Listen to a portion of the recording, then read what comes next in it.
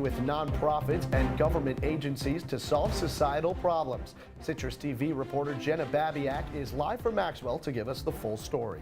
And the GOP's tax bill took one step towards reality. We'll have more on Republican responses to the bill. North Korea fired another ballistic missile this afternoon. Stay tuned for how President Trump responded. News live at 6, your campus news leader. The Maxwell X Lab opened early this year, adding to the school's research on social sciences. Good evening, I'm Federico. And I'm Elissa Candiotti. The lab researches behavior to study its influence on policy making. The Maxwell School opened a new component of its Center for Policy Research at the beginning of the year. Citrus TV news reporter Jenna Babyak is live at Maxwell to tell us about the program.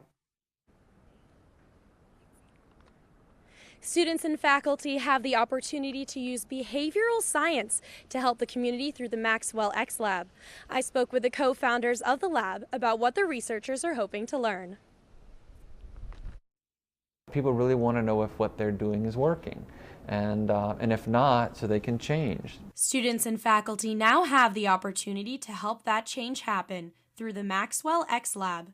We can literally give you a number that says, this is the proportion of people who have reduced their smoking as a result of your program. Some of the projects can be completed in one day. So it could be really short. You could imagine, spending, 10, 15 hours. While other projects are pretty intensive. The Early Childhood Alliance has been, quite a long project involving a lot of stakeholders. One milestone the X Lab is working towards is for the lab to be recognized locally and in the state as a place for evaluation and behavioral science work. For example, the Department of Environmental Conservation in the state of New York is, conducting a large project that they would sort of immediately think, we should ask or involve the X Lab in some way. The co-founders say that there are limitless opportunities for students in the X Lab. So Jenna, what are some of the issues the X Lab is examining? So both co-founders say that the lab is examining a range of issues. They're looking at how behavioral science could help high school students increase their chances of going to college, and how local nonprofits can help close the achievement gap for children going into kindergarten. There's really any organization or agency that could potentially benefit from the X Lab. So Jenna, what has been some of the feedback since the X Lab began? Both co-founders told me that the feedback has been amazing. Theoretically, anyone can be a part of it, from doctoral students, master's students, even undergraduate students. The program has received a lot of support and encouragement from the dean, students, and the community. The co-founders say this is because there really is a need for this type of research. For Citrus TV News, I'm Jenna Babyak. Thanks, guys. Thank you, Jenna. Syracuse is participating in the growing national trend of Giving Tuesday. The university is calling the holiday Giving Tuesday and asking for donations. Foundations including Facebook and the Bill and Melinda Gates Foundation are matching donations nationwide. Last year, the social media giant raised close to $7 million of the nearly $170 million raised worldwide. And the Shape Clay Society in the College of Visual and Performing Arts is getting into the holiday spirit with its annual holiday mug sale. The sale will take place on the first floor Galleria of the Schaefer Art Building. The Shaped Clay Society is a student-run organization based in VPA's ceramics program. The organization uses fundraising activities to increase educational opportunities. And Grammy nominations have arrived. This morning, the complete list of nominees for the 2018 Grammys was announced, featuring Chainsmokers member Andrew Taggart. The SU alum is nominated for Best Pop Duo and Group Performance for his work in Something Just Like This. Jay-Z has the most nominations this year with 8. Closely behind him are Kendrick Lamar and Bruno Mars with 7 and 6, respectively. 2 weeks ago, the Soldierstrong Scholarship was awarded to SU community members. Reporter Justine Murray is in studio with more on the award and its recipients. Justine? I spoke with Soldierstrong Scholarship Coordinator about what the foundation does for veterans who study at SU. Justine Murray and Mitchell Forbes are both named this year's SU Soldierstrong Scholars. The Soldierstrong Scholarship Program is a scholarship program that has existed for several years that is affiliated with several universities, including the Maxwell School here at Syracuse University, for students who are pursuing public service and have some financial need and have veteran status. Scholarships are given out to those who need them most and who remain active citizens after serving in the military. What the program does is provide additional financial support to help veteran students that we have here at the university with living expenses and tuition, and enables them to pursue education further, to continue their public service. Scholarships are given out to those who need them most and who remain active citizens after serving in the military. You look for students that have some financial need, have a dedication to public service, and are doing things that take advantage of their time having served in the military. Professor Robert Moret is a lead member of the Soldierstrong Advisory Board and is thankful for the opportunities granted to these veteran students. I'd just like to, again, express gratitude to the Soldierstrong Foundation for the support that they have provided for 4 years now for 5 different students here at Syracuse University and the Maxwell School. The Soldierstrong Scholarship Program creates a brighter future for veterans and encourages them to keep up their good service outside of the battlefield. The scholars Justine Murray and Mitchell Forbes are both pursuing masters at the Maxwell School and will use these degrees to continue their public service. Thank you, Justine. St. Joseph's Hospital is planning to build a helipad on its roof to aid rural patients in New York State. Hospital representatives presented their plans to a planning commission yesterday. The hospital anticipates about 75 patients via helicopter annually. St. Joseph's said that the noise would not be a concern, saying the helicopter's usage would be low intensity. And state troopers are searching for Central New York's very own Grinch. A farm in Rome, New York that specializes in painting Christmas trees in various colors was robbed yesterday. The trees are worth $240 in total. The trees were painted in an experiment to compete against artificial trees. Anyone with information about the thieves should contact the New York State Police. And Governor Cuomo said that he's looking forward to working with new Syracuse Mayor Ben Walsh in an address at Lemoyne Elementary School today. The governor also thanked outgoing Mayor Stephanie Miner for her service to the city, despite tensions between the two in the past. Cuomo also promised nearly $2 million in aid to the state for after-school programs. He criticized Republican tax reform plans, calling New York Republican officials treasonous for their support. A teenager who tried to murder a Syracuse cop is headed to prison. 16-year-old Isaiah Outley was sentenced to 16 years in prison after ambushing an undercover cop. Outley did not show any remorse during the sentencing. He was smiling and laughing during the proceeding. Outley's partner in the shooting was sentenced up to 10 years in August. The breakup between everybody's favorite lawyer duo is getting even uglier. Ross Salino of Salino & Barnes had some strong words for his former partner and law firm. Salino said he would, quote, burn the place to the ground, while cursing out Barnes. The two have been fighting out over their breakup since May. And an utter disaster. A warning is being issued in New York and other states about potentially tainted raw milk. The Center for Disease Control and Prevention says that people who drank raw milk from the company Udder Milk may be infected with a rare germ. The company is under investigation now because they have yet to report their dairy source. Well, it was so beautiful outside today. A really nice change from the bitter cold temperatures from the past week. Yeah, how long will these unseasonably warm temperatures stick around? Josh Feinblatt is here to tell us how long I can keep going out in jeans and a t-shirt. The answer to your question, how long it's going to stick around, about a couple hours.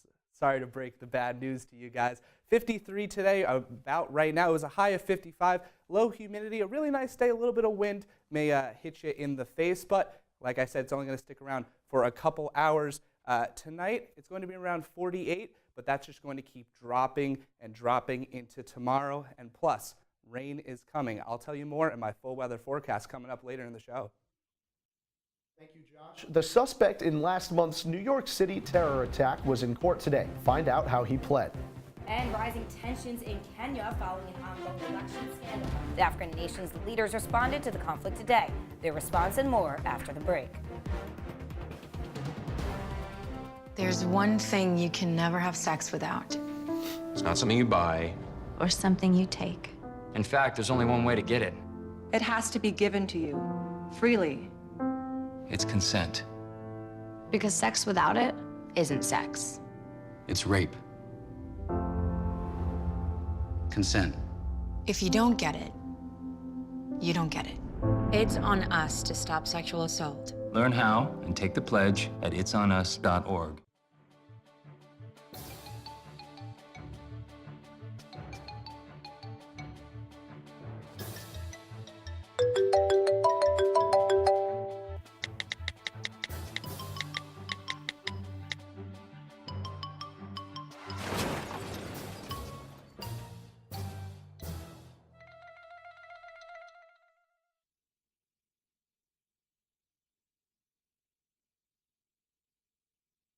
Every time I hear the alarm bell go off in school, I think it's an air raid. A lot of houses in our neighborhood have been destroyed. I like to close my ears and sing songs whenever the bombs come close. I'm worried our new neighbors won't like us. But I know it's all gonna be worth it. I just want my family to be safe. But these are not my words. These are not my words. These are not my words.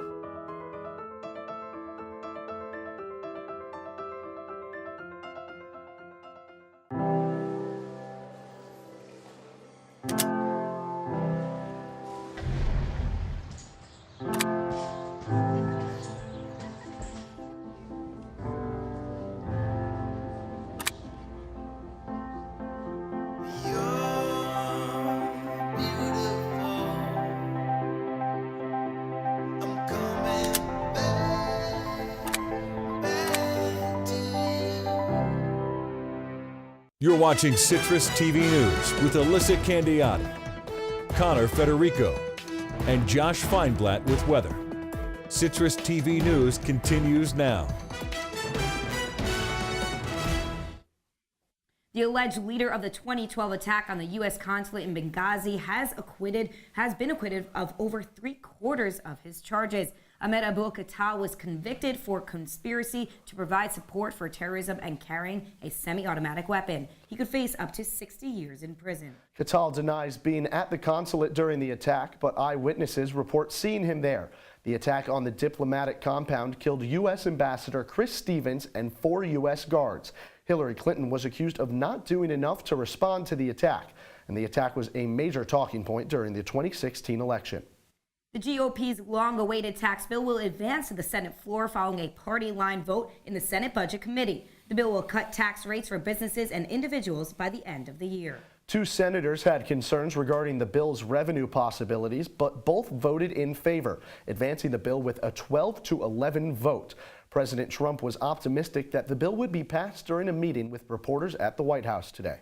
And the tax plan takes a hit. Today, Democratic leaders Chuck Schumer and Nancy Pelosi canceled their meeting with President Trump. This announcement came following a tweet Trump sent out suggesting no deal would be made at the end of their meeting. Schumer and Pelosi say the best path forward is to negotiate with their Republican counterparts in Congress. President Trump directly criticized the pair for not attending the meeting. Not guilty. That's what the man accused for a terror attack in New York City pled in court today. Prosecutors say Sayfullo Saipov drove a rented pickup truck down a bike path and killed 8 people on October 31st. Saipov says ISIS videos he watched influenced the attack. He is charged with murder and attempting to support a foreign terrorist organization. He could face the death penalty if convicted, and he will appear in court in January.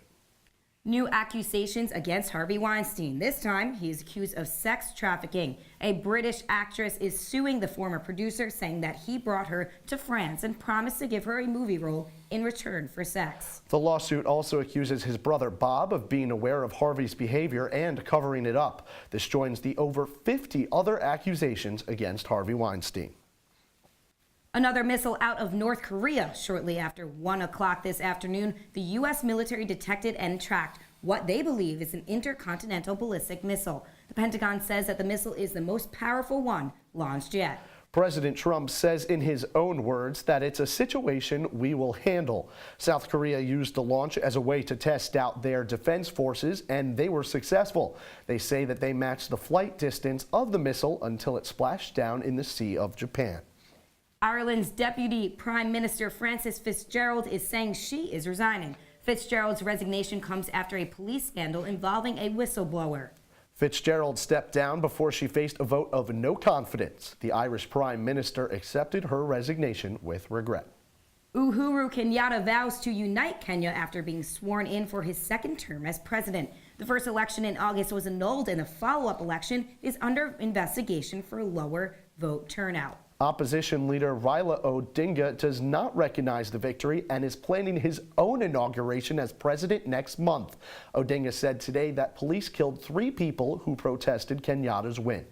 The annual Global Entrepreneurship Summit began today in India with speeches from Indian Prime Minister Narendra Modi and Ivanka Trump. Keeping with the theme of the summit, Women First, Prosperity for All, Trump advocated for increased worldwide support for female entrepreneurs. Meanwhile, Modi invited entrepreneurs to come to India, citing the country's newly relaxed financial laws. A court in Egypt sentenced 16 men to prison during a crackdown on homosexuality. Authorities arrested the men last month after they raised rainbow flags at a concert in the capital. Their actions raised controversy throughout the country, which is known to be socially conservative. Although homosexuality is not a direct crime in Egypt, officials can penalize members of the LGBT community on grounds of out-of-control sexual behavior. And when we come back from break to surprisingly warm weather, Josh Feinblatt will be in studio to see if these temperatures continue. Plus, is your dog in danger? We'll tell you what common ingredient in dog treats the FDA is calling deadly. We'll be right back. They told me a bottle couldn't dream. That I would never become a superhero.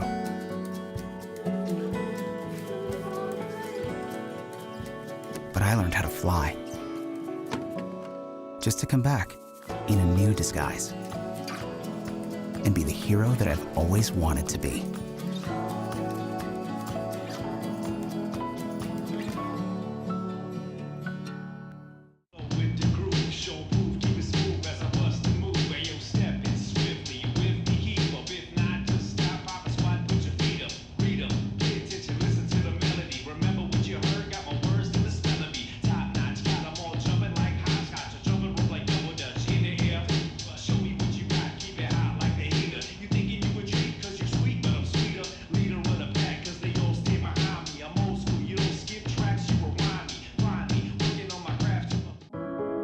Taking care of a family member can lead to plenty of questions.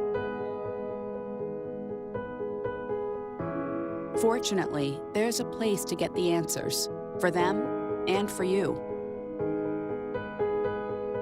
Find articles, tips, and tools from experts and others who have been in your place. The Caregiving Resource Center at aarp.org/caregiving. From the Citrus TV Weather Center, this is SU's most accurate weather forecast. So it was a beautiful day today, 55. I decided to wear shorts just for one last time, but it looks like the end of beautiful weather. It's been a warm fall and early winter. It's been great, but looks like it's coming to the end. Wednesday morning, tomorrow morning, it's going to rain a little bit, 8 to 10 a.m. We weren't sure earlier in the day, but it looks like that rain that we're going to look at a little bit later in the show is going to hit us. It's going to be around 44 degrees, and throughout the day, it's going to get colder. Usually, we see as the sun comes up, the day gets warmer, but it's going to get colder. 42 at noon, 35 at 6 p.m., and then dropping down to 32, that beautiful magic snow temperature at around 9 p.m., but looks like we're not going to get any snow yet, but later in very soon we will have snow, and that rain that's coming in, it's going to be a little bit of a mix. It's not just going to look like rain. It may be a little sloshy a little bit. It's going to come through later in the day tomorrow. And then looking at our 5-day weather forecast, like I said, morning showers tomorrow, and then Thursday it's going to rain a lot. Friday also, it's going to continue into Friday morning, and then a sunny afternoon on Saturday if you're watching the game going over to a friend's house at that game down in Miami, and then Sunday more rain. So it's going to be a wet one, guys. Josh, you might be seeing more than just wings, beer, and sports now at Buffalo Wild Wings. Arby's acquired the popular food chain for a deal that valued nearly $3 million. Buffalo Wild Wings will still operate as an independent brand. However, it will be known as a privately held unit of Arby's franchise. Dogs in danger. The FDA is warning animal owners about dog treats after receiving 90 reports of animal illnesses and at least 15 deaths after eating commercially sold dog treats.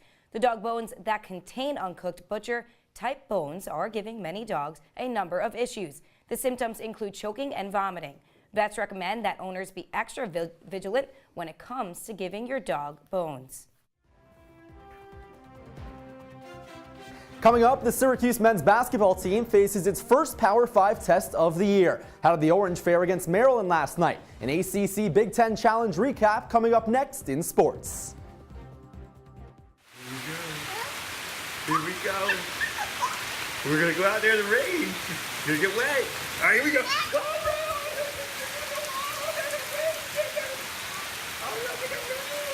Okay, quick.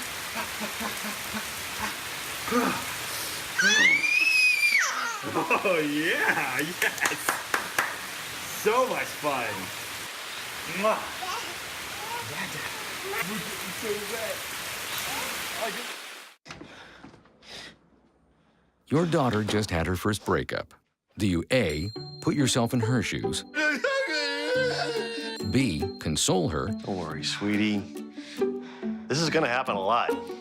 Or C, find her a new boyfriend? Nice, single boys. That was weird. As a parent, there are no perfect answers. But you don't have to be perfect to be a perfect parent. Thousands of teens in foster care will love you just the same. They said a bottle was just a bottle.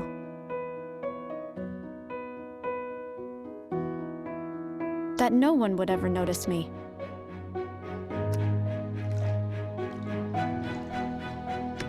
But I knew I could be more. That one day, I would make people smile.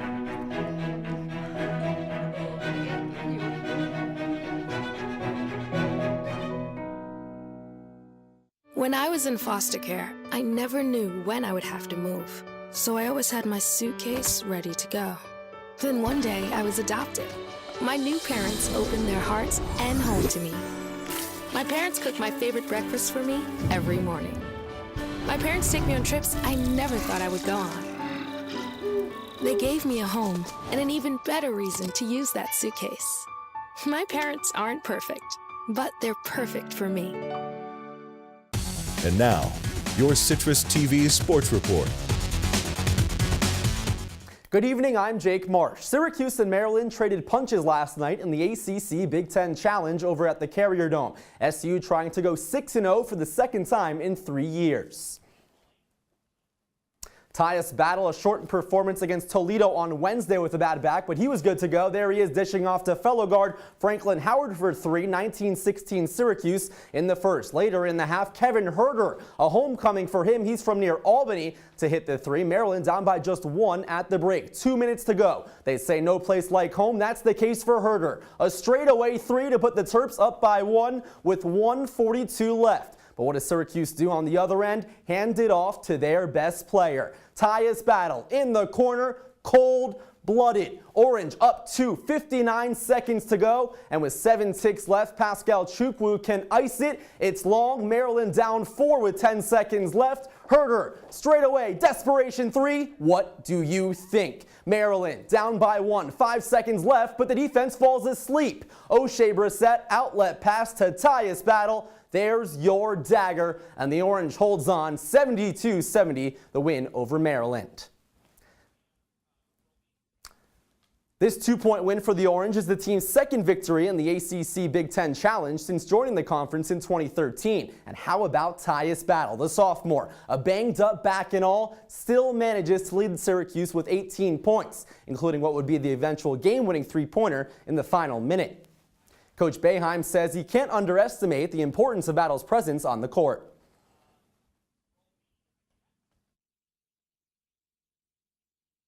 You know, he didn't look right, but, you know, when a player says he can play, I'm going to play him. You know, Gino was fine in there, but obviously we want Tyus in the game at the end. He made the last, 7 points or 7 of the last some points. So he's our best player. He's got to be in the game if he's able to play. Now to some breaking news in the NFL. The Giants are benching Eli Manning and are set to start Geno Smith against the Raiders this weekend. The two-time Super Bowl champion has started 210 straight regular season games for New York, but thanks to a 2-9 record this year, that streak is coming to an end. The last time Manning didn't start under center, 2004. It's the second longest streak in NFL history behind only Brett Favre. Meanwhile, Smith makes his first start in more than a year. The last came with the Jets. The South Florida native has thrown 8 more picks than touchdowns in his career, along with a sub-500 record. To baseball, the Yankees continue their managerial search with an unconventional candidate scheduled to interview tomorrow. Carlos Beltran won a World Series ring a month ago in Houston, retired, and was wearing pinstripes just a year ago. Yet the 40-year-old is set to meet with GM Brian Cashman, stating his case to become the next New York skipper. Well, thanks, Jake, so much, and we'll be right back.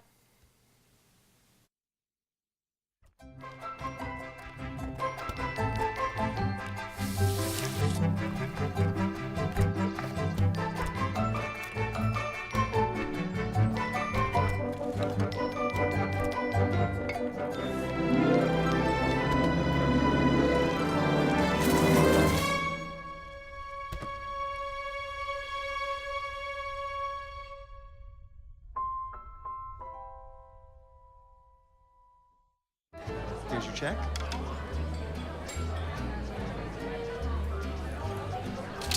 Oh, you got it.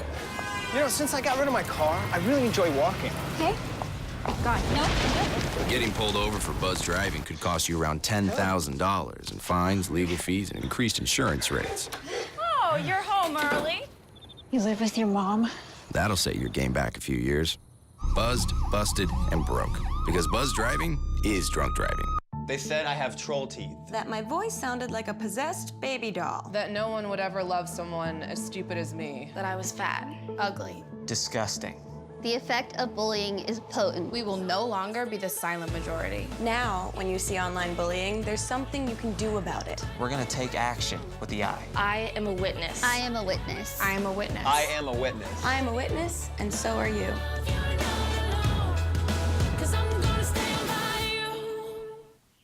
You know, guys, we're going to play a little game. We had snow this weekend. I was very surprised. I was still here, like 4 inches. When do you think the next snowfall is going to come? Make your predictions, guys. After you. I'm going to go first. I'm hoping that we're holding out until at least Friday, Saturday. I'm expecting this week, though. It's getting cold. All right, if she's picking a date of ranges, I'm going to, too. Maybe we're getting to the turn of the month, maybe somewhere between December 6th and December 9th. A nice little window for you right there. You guys are going to be extremely excited. It is going to be December 12th. Wow. 2 weeks from today. It's going to be 27 degrees that day. We're going to have some snowy mixtures, but it's going to be raining a lot of precipitation in the upcoming weeks, but snow in 2 weeks, so look forward. Does that mean I win? Yeah. All right. The closest wins. Thanks so much, Josh. Well, thanks for joining us this evening for your daily stories. For updates and coverage, follow us on Facebook and Twitter. I'm Elissa Candiotti. And I'm Connor Federico. Good night.